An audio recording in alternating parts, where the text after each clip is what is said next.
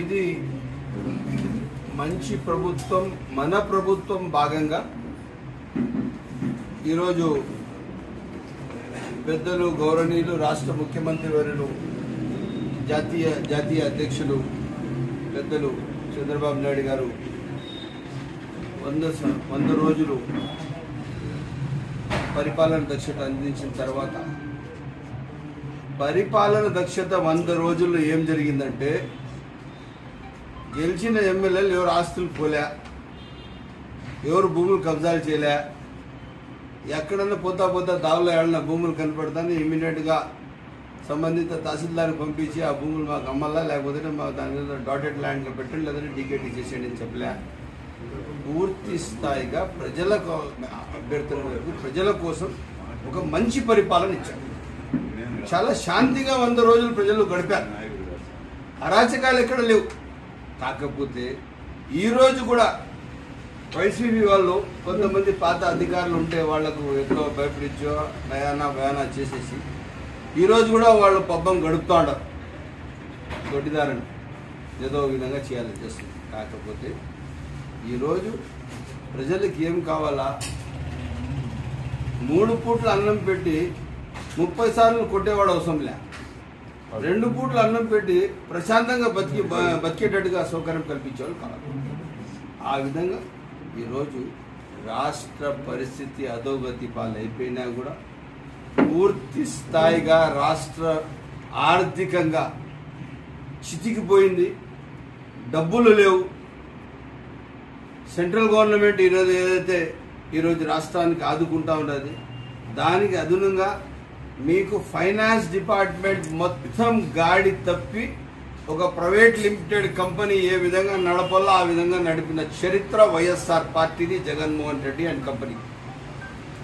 కాకపోతే ఈరోజు పెద్దలు చంద్రబాబు నాయుడు గారు ముఖ్యమంత్రి అయిన తర్వాత ఈ 100 రోజుల్లో డిపార్ట్మెంట్లన్నీ స్ట్రీమ్లైన్ చేస్తూ ఫైనాన్స్ డిపార్ట్మెంట్కి ఎక్కువగా శ్రద్ధ చూపిస్తూ దానిపైన ఉన్న ఇష్యూస్ పైన, దానిపైన క్లారిటీస్ పైన, దానిపైన ఉన్న బిల్స్ పైన, పేమెంట్స్ పైన ఒక క్లారిటీ తీసుకుని ఒక సుభిక్షమైన పరిపాలన అందించి పరిపాలన దక్షత గాడిలో పెట్టిన చరిత్ర పెద్దలు చంద్రబాబు నాయుడు.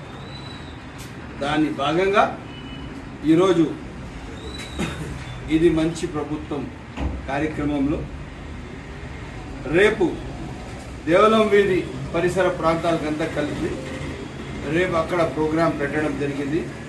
మాలిక్ ఫంక్షన్ హాల్ రేపు. మొన్ననాడు వచ్చింది పోతుబోలు గ్రామ పంచాయతీ. పోతుబోలులో Kottavarupalli CTM 1 and 2, Kottavarupalli 1 and Dubiganpalli as well as ఈ కొండమారిపల్లి, ఎన్ని పంచాయతీలకు సంబంధించి పోతుబోలులో ప్రజాప్రభుత్వ మొత్తం అధికారులు కాన్స్టిట్యూన్సీ స్థాయి అధికారులు అందరూ అక్కడ రావడం జరిగింది. 2వ దినం.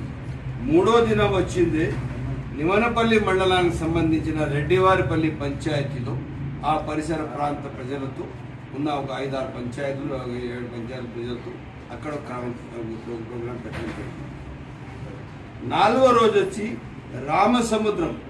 ఇవన్నీ ఎందుకు పంచాయతీల పేరు చెప్తున్నా అంటే రామసముద్రం ఆర్నడింపల్లి ఎక్కువ అరాచకానికి గురి అయ్యి ప్రజలకు అశాంతి గురి చేసి మేము అనుకుంటే ఏదైనా చేస్తాము, ఏదైనా కేసులు పెడతాం, క్రిమినల్ కేసులన్నీ తాండవం ఆడించి ప్రజలకు శాంతి లేకుండా చేసిన చరిత్ర ఈ వైఎస్ఆర్సీపీ నాయకులకు. అందుకోసం వాళ్ళకి ఎక్కడ ఎక్కువ వాళ్ళ బలం ఉందో అక్కడే పెట్టినాము. వాళ్ళకి ఆడే చూద్దాం వాళ్ళ కథని. ఇది కాకుండా మళ్ళా 26వ తేదీ సిటిఎం 2లో పెట్టాం. మొదటి రోజు మదనపల్లి టౌన్ దేవలం వీధి, 2వ రోజు మదనపల్లి మండలం పోత్బోలు 23వ తేదీ పోత్బోలు. 3వ రోజు వచ్చింది నిమనపల్లి మండలం 24వ తేదీ రెడ్డివారిపల్లిలో, 25వ తేదీ రామసముద్రం ఆర్నడింపల్లిలో, 26వ తేదీ సిటిఎం 2లో క్రాస్ రోడ్లో పెట్టడం జరిగింది. ఎవరేదైనా సమస్యలు ఉన్నా కూడా, ఎవరైనా దొంగగా వాళ్ళ పొజిషన్లు పెరుక్కొని ఉన్నా, భూములు రాకుండా ఉంటే వాళ్ళ భూములపైన కబ్జాలు చేసింటే, ఎవడన్నా అరాచకం చేసింటే, వాళ్ళ సమస్యలు ఏదైనా కానీ నిర్భయంగా వచ్చి మీరు నాకు కలవచ్చు.